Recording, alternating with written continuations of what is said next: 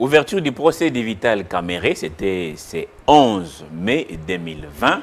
Retransmis en direct sur la chaîne nationale, beaucoup d'analyses. Il y a des gens qui pensent que ça continue à être comme de la farce. Est-ce l'application d'un véritable état des droits? Sur ce plateau, on en parle avec un homme politique, juriste aussi, analyste, Papi Lokaka, bienvenue. Merci beaucoup. Vous êtes cadre du FCC. Apparemment, on sent que vous, chez vous, vous vous frottez les mains quand ça brille chez Cash. Je vous remercie sincèrement. Vous savez, après les assises des Sun City, d'heureuse mémoire de la refondation de la République démocratique du Congo,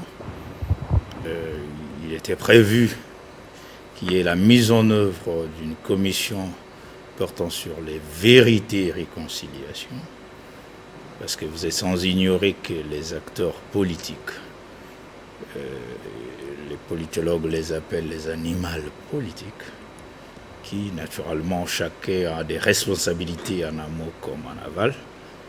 Et Nicolas Sarkozy paraphrasait qu'on ne peut pas gouverner aussi innocemment. Et donc, les acteurs politiques ont à boire et à manger face à la responsabilité et à la gestion de la République. Et donc, une famille politique organisée, un État organisé a ses mécanismes d'organisation sur le plan judiciaire et que par principe de séparation du pouvoir, il y a le pouvoir qui arrête le pouvoir. Il y a une stratification sociétale qu'on appelle la division du travail.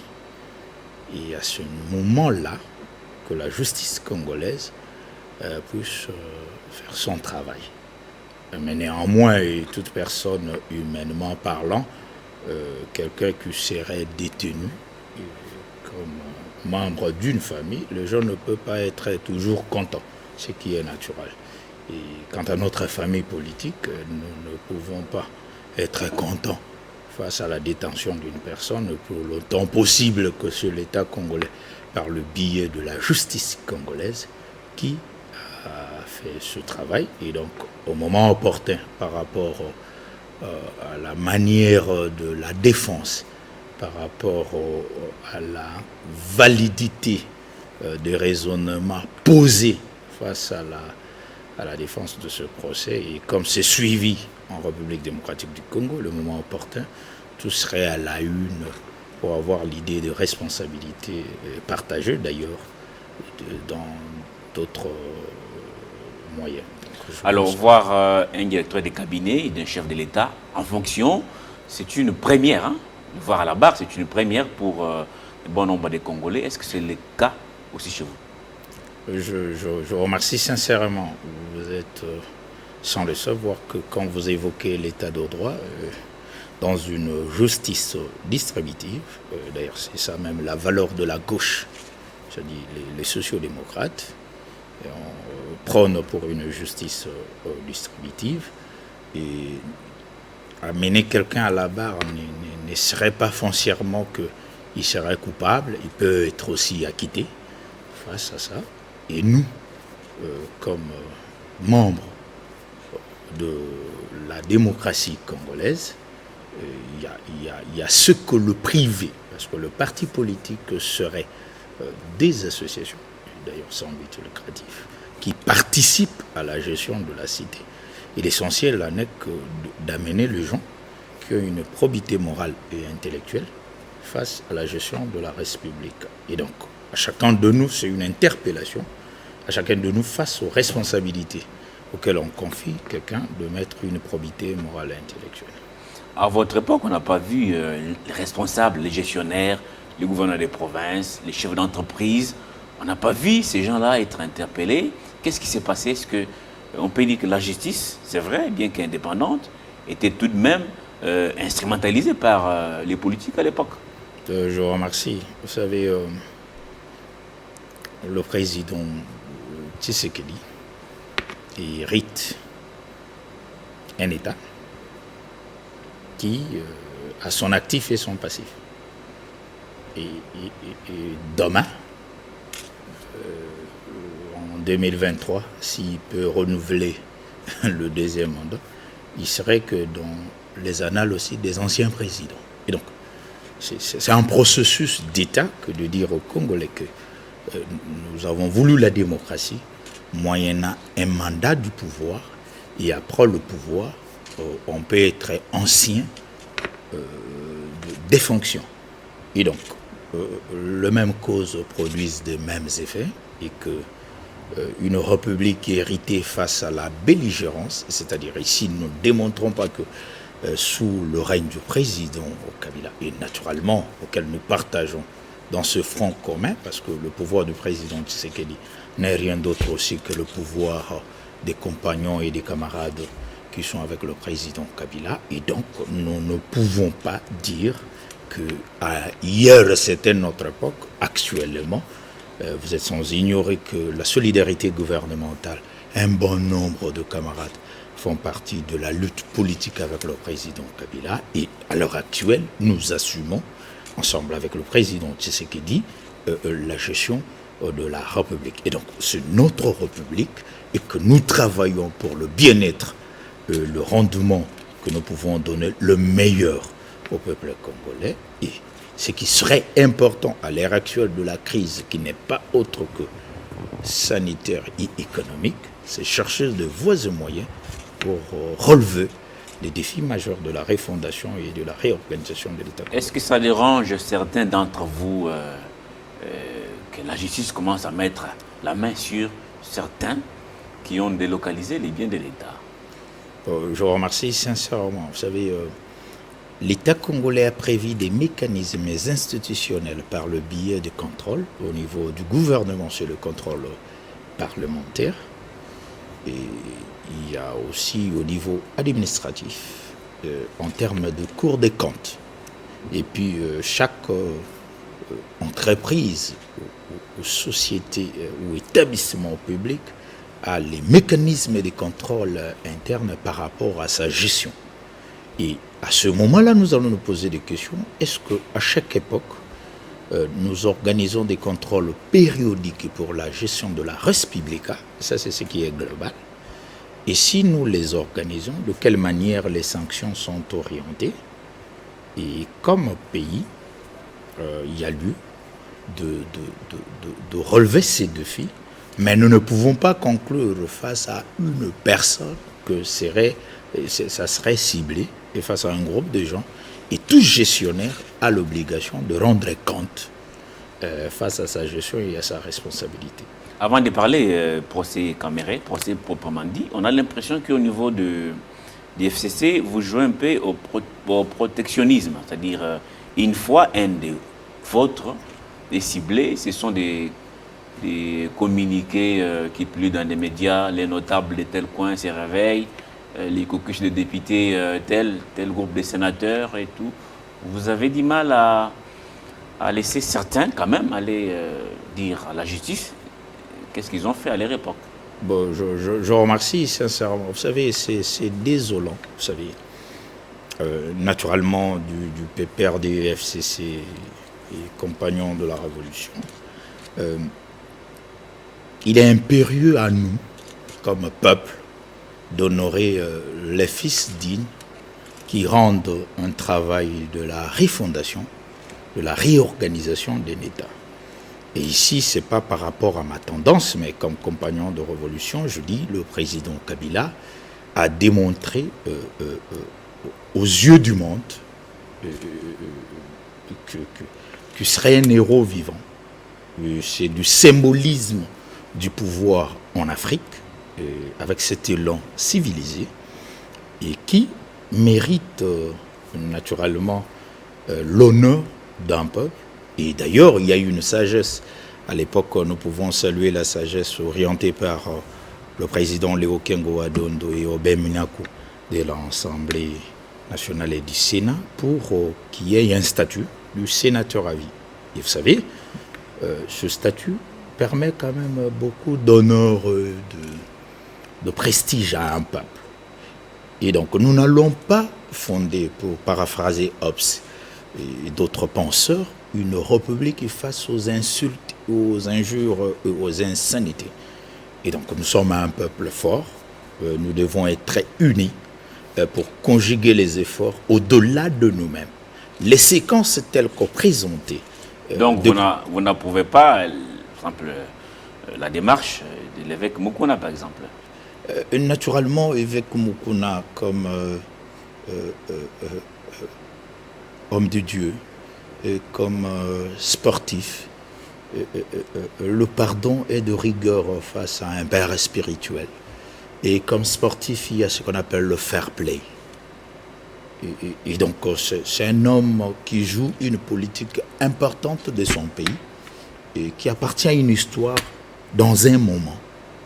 Et le président Kabila était le père d'une nation. C'est un ancien chef de l'État. Et donc, ce ping-pong ne nous amène pas à l'unité d'une république. Ça nous honore pas. Il voudrait bien quand même que vous puissiez rendre compte de la gestion.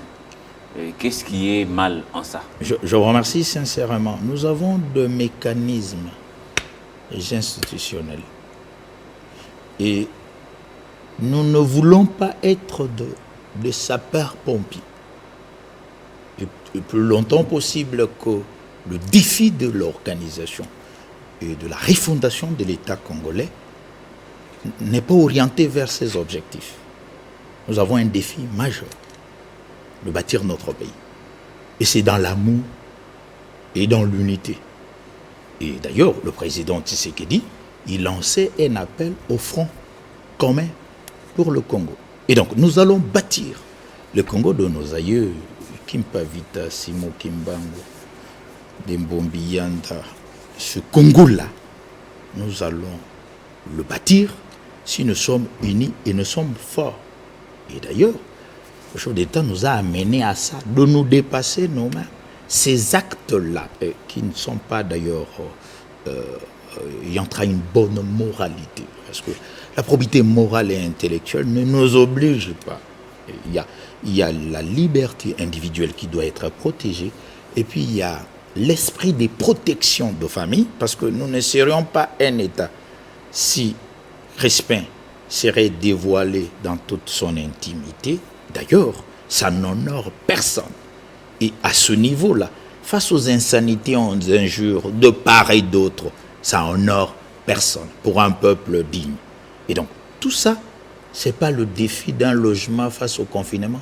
Parce que la question que nous devons nous poser, mon frère Crispin, que quand nous avons le confinement dans notre pays, quelle est la politique du logement de la République démocratique du Congo? Le ciel de la République. Et Papi Loka, oui, c'est bien de répéter ces choses-là, mais on ne les sent pas dans vos réunions, par exemple, quand vous vous réunissez. C'est toujours autour des intérêts des individus, des intérêts mesquins. Jamais on parle République, jamais on parle réqualification de l'État, refondation de l'État, jamais on parle des vertus et des choses qui doivent profiter à tout le monde. On s'appuie sur des individus, on protège des individus. Est-ce que vous pensez que l'État va avancer dans ces conditions? Je remercie sincèrement. Vous savez, nous, le PPRD naturellement, et qui a eu un candidat du Front commun pour le Congo qui était indépendant, Emmanuel Ramazani Shadari, il a joué un fair play d'honneur du pays face aux résultats des élections. Il n'a pas fait une mauvaise déclaration. Il est rentré au service du pays. Et d'ailleurs, par ses orientations du discours des échanges de vœux, il a rappelé aux membres que nous sommes un pays, un État, que nous devons éviter les politiques des coups bas. C'était une orientation annuelle pour tous ces cadres du pays, et qu'il n'y ait pas de jeu de ping-pong, qu'il y ait une moralité assidue. Et vous prenez son discours d'échange de vœux à tous les camarades, vous sentez qu'il y avait l'appel à la vigilance d'une probité morale et intellectuelle et d'un engagement républicain face aux défis que nous avons dans le pays. Et donc, nous avons une ligne maîtresse tracée sur la morale, sur le respect, sur le bien commun et sur la justice distributive. Et donc, c'est comme ça que je dis, à ce moment-là, tout ce qui se passe en dehors de l'éthique, nous avons des enfants, nous avons des familles, ça n'honore personne. Et pour le bien-être... Et vous êtes même pointé comme ceux qui ont fabriqué tout ça. Bon, on a suivi aujourd'hui le procès Caméré qui passe en direct. Vous l'avez aussi suivi, je l'espère. Vous êtes juriste alors. Quelles sont vos premières impressions en suivant ça? Généralement, je suivis comme tous les Congolais et le moment opportun, nous faisons confiance à la justice congolaise. Il va présenter ses éléments de défense et que c'est un acteur politique important, un ancien ministre de la communication et des médias, donc il n'a pas commencé aujourd'hui. Il a travaillé le régime du Zaïre, il a travaillé avec Laurent Désiré Kabila, le président Kabila et puis le président Tshisekedi. Et donc c'est pas un acteur mineur, un acteur majeur de la vie publique en République démocratique du Congo. Et que la justice congolaise va faire en sorte que un acteur politique important face à ce qui lui a été reproché de présenter ses éléments de défense. Et puis, il y a toujours ce qu'on appelle le lobbying en politique, parce que ce n'est pas un secret, de faire en sorte qu'il y ait harmonie. Parce que pour les gens qui pensent à un état post-conflit, pour paraphraser personnellement Justin-Marie Bomboko et Kitima Bin Ramazani dans la réorganisation de la chose publique et personnellement Samba Kaputo, il y a des choses et des pesanteurs face à la grande géostratégie qu'on présente à la consommation tant Donc, publique vous voulez dire que et internationale. Dans les procès camérés, la politique finira par jouer? Je dis pas la politique finira par jouer, mais il s'agit d'un acteur politique et que la justice congolaise qui l'accompagne va faire en sorte que les choses soient plus plausibles, plus valides et plus rationnelles pour que nous ayons un État fort. Papi Lokaka, avant de terminer, vous avez suivi le premier interrogatoire de M. Caméré. S'il y a procès équitable, juste, vous pensez en termes de chances, combien sur 10 pour sa libération, par exemple, ou pour son acquittement? Je remercie sincèrement. Ceux qui vont présenter l'essentiel des éléments de défense, au moment opportun, il va nous communiquer. Et nous, naturellement, en termes dialectiques, parce que de la pensée, il y a toujours ces chocs de contradictions. Et la balance de la justice fait en sorte qu'il y a un gagnant et un perdant. Et donc, le moment opportun. Et là, je n'entre pas dans le secret de ce qu'ils vont rendre, mais je pense qu'ils vont présenter au peuple congolais et à tous les chercheurs, parce que ça oblige aussi la recherche scientifique d'analyser et de voir des comptes. Ça peut faire l'objet de publications aussi d'autres chercheurs. Et au moment opportun, ils vont nous communiquer. Mais l'essentiel Dernière question pour terminer, parce que là, on est parti. Il y a une prophétie devenue virale depuis dimanche. Un serviteur qui dit qu'il voit un homme et une femme tirer les pays vers les bas, que dans 6 mois, cet homme et cette femme vont disparaître. Question directe, Papi, cet homme et cette femme font partie du CACH ou des FCC? C'est pour terminer. Soyez bref. Je vous remercie. Je pense que vous avez fréquenté les villages comme nous à l'époque où vous avez des proverbes des ancêtres.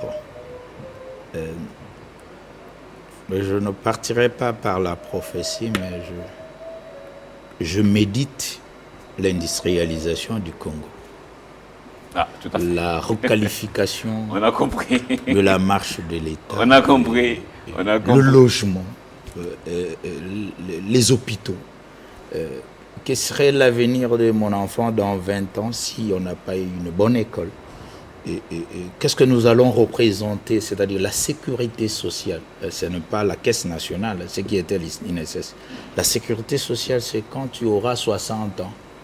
Comment tu peux vivre? Est-ce que pour partir à l'hôpital, tu dois avoir une petite carte ou dans la pharmacie, toi, tu vas payer que $3 pas comme tout le monde parce que tu es plus âgé. Monsieur Papi, voilà le Congo Lokaka, merci beaucoup. Toujours présent sur Télé 50. Merci à vous qui avez suivi ces magazines. Un autre numéro, c'est pour très très bientôt. Au revoir.